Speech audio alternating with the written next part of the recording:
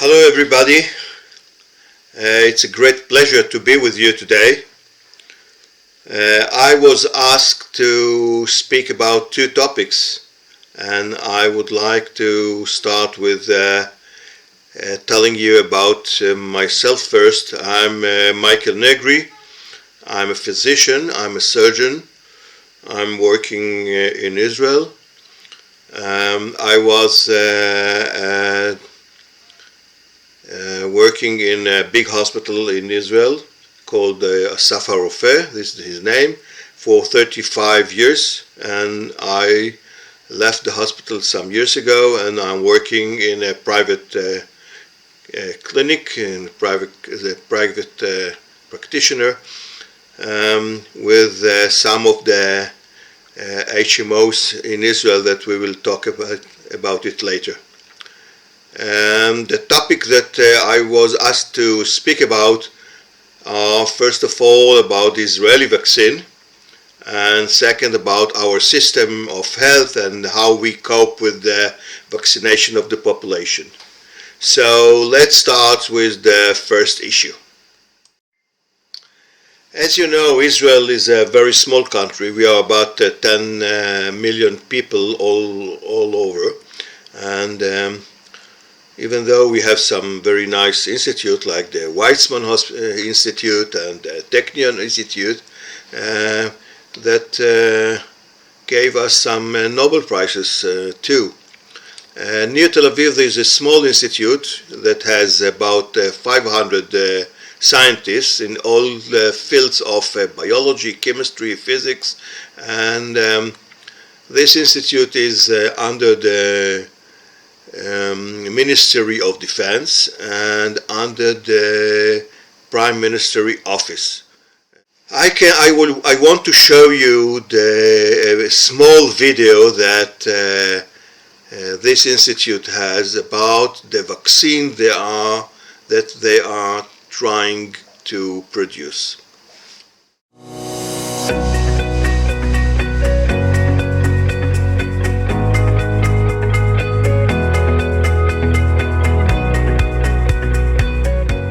ב2 לפברואר קיבלנו משימה לייצר חיסון ונוגדנים עבור אזרחי מדינת ישראל.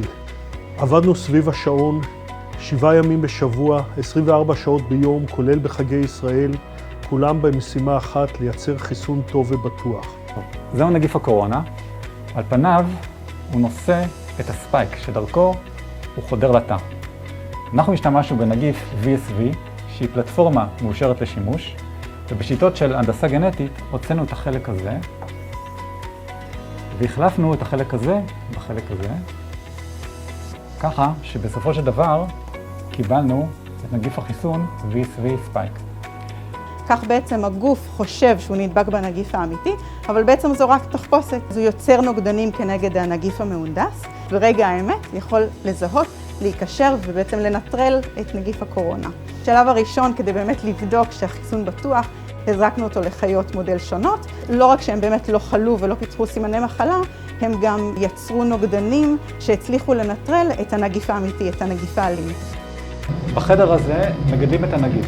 בתוך המכל הזה יש תאים. הנגיף, אחרי שהוא גדל, משתחרר לנוזל. את הנוזל אנחנו מפרידים מהתאים, מנקים אותם, ואז הוא עובר בדיקות, ומשם למילוי לבקבוקונים. קורונה הוא נגיף אלים, ולכן העובדים נעטפים מכף רגל ועד ראש בסרבלים וברדסים שמגנים עליהם, ובנוסף העובדים עובדים בתוך מנדף שמונע את יציאת הקורונה לתוך החדר.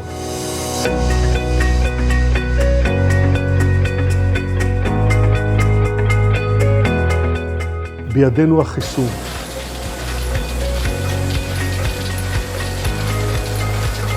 עד כה מילאנו 25,000 בקבוקים, זה הבקבוק הראשון. ייצרנו עוד 1,000,000 מנות שאותן נמלא בבקבוקים בהמשך, שהיעד הסופי שלנו הוא 15 מיליון מנות לטובת תושבי מדינת ישראל והשכנים הקרובים שלנו.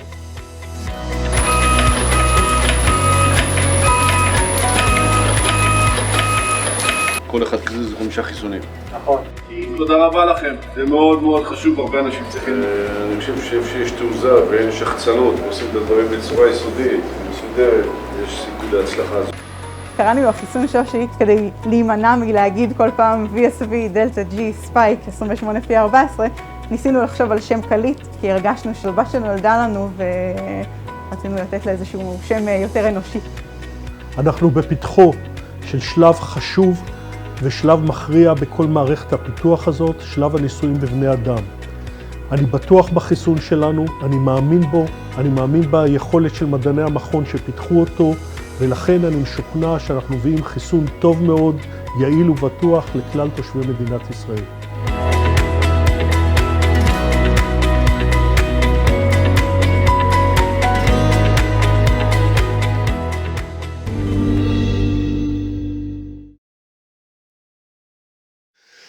So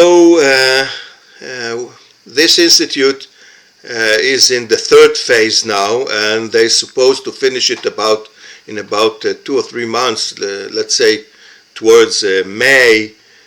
Only then they will have to get all the regulation of the vaccine and then to produce it. We don't have in Israel a factory that can do it, so they will have to arrange some contact with the production abroad. A curiosity about this institute is that I can tell you that one of the founder of this institute was a guy named Marcus Kleinberg. Now about the vaccination in Israel.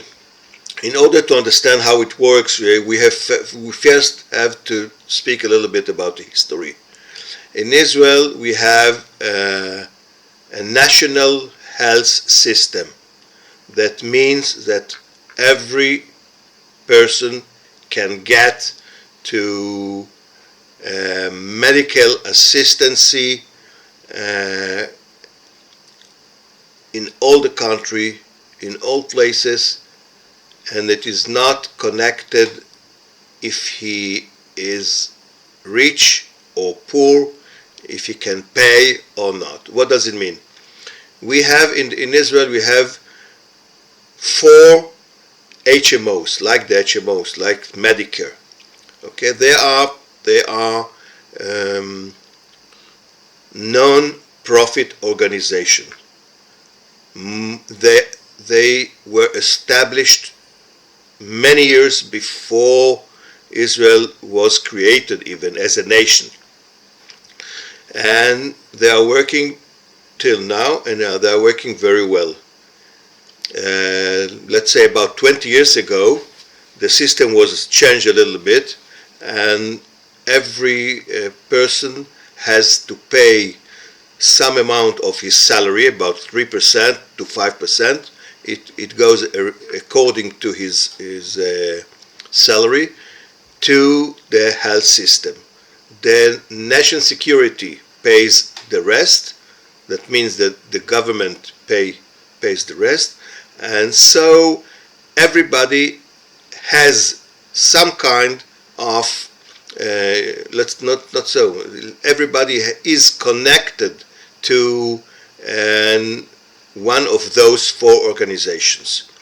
One of them is the biggest and has about 50% of the population, and all other 3 deal with the other 50%.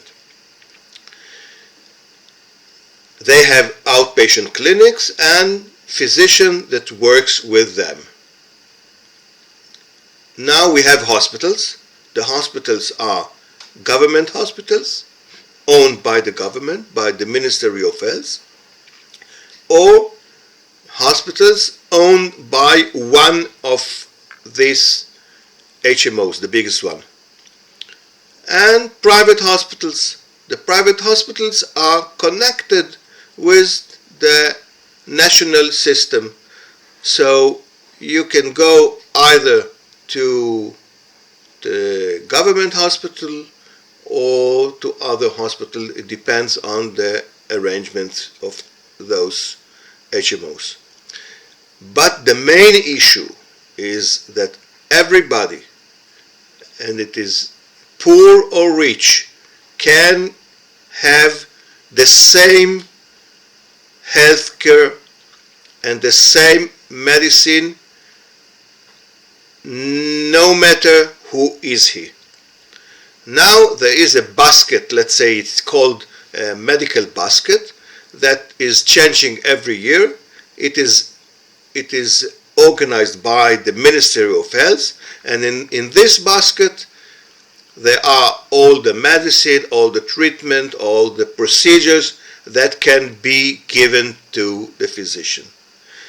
So this is something very important. So there is nobody is without let's say defense. One important thing that we have to consider is that all the system in Israel, the health system, is computerized. That means that all 4 HMOs, all the hospital are computerized, and all the data actually is organized in electronic files. So some of those electronic files are connected between hospital and HMOs and outpatient clinics.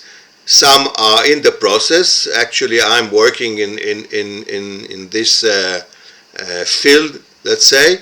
But the idea is that we have a very good idea of our patients. That means that in the 20-30 years that passed, we have almost everything about every patient organized in a computer mode. This is very important and can help very much on reaching our patient and organize them, understanding what problem they have, making statistics and so on. Okay, 1 month ago we started to get the vaccine from Pfizer, and from that point the Ministry of Health, hospitals, HMOs were organized to start the war, let's say. Each HMO has the phone numbers of all the patients that they're connected with and the emails and so on. So each person got a phone call from the HMO and with the time and the place where he has to come in order to get the vaccine. At the beginning, they started with medical personnel in the hospitals, and then medical personnel outside the hospital, like me, for example, and then slowly they started with the old people, let's say above 80, and then about 70, about 60, and so on. So let's say every day about 200,000 people are vaccinated. So it's a nice number in 300 locations all over the country. With a system of transportation of the vaccine, the problem of the -70 Celsius that we have, and so on. You can arrange by yourself even. You go to the HMOs. Every HMO has an internet site. You go to the internet site and you can schedule by yourself the place and the timing that is it's nice for you. And so you go there, you get the shot, and you stay by about 15 to 30 minutes in observation in order to see that everything is fine, and you go home. Till now, it goes quite smoothly. Obviously, in the beginning, there were some problems in the organization, but today on, it goes very nice. I got my second shot some days ago, and I have almost nothing. No reaction. I have some small, pain in my arm, but this is the only thing that I have. And I'm very glad. You know, till now, about 25% of the population had got the vaccination, at least the first shot, and about 500,000 got the second shot. And the idea is to finish the vaccination, if everything will go fine, till the end of March, let's say. Till the end of March, everything is supposed to be over. We have some problem with the old people, let's say, that are staying at home because we cannot shift the vaccine towards them. But slowly, with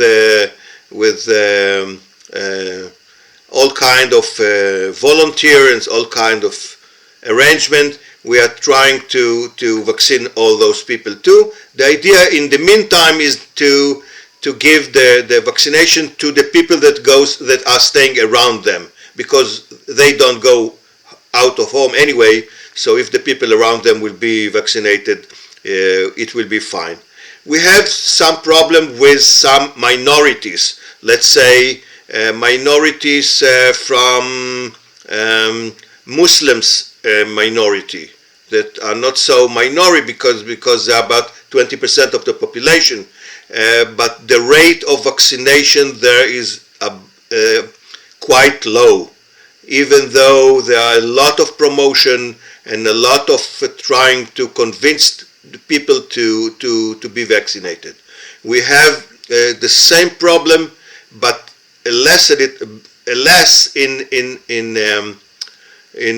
very religious people in the country, that even those people are, some of them, let's say, are opposed or not so willing to be vaccinated. But anyway, till now, most of other population have a very good response. We are probably the next week the vaccination will be open to everybody. I mean, from 16 years old and on. That means that hopefully, if no other mutation will come and start the whole over, we will have some kind of relief. So thank you, everybody. I hope that you are well and you will be well, and bye-bye.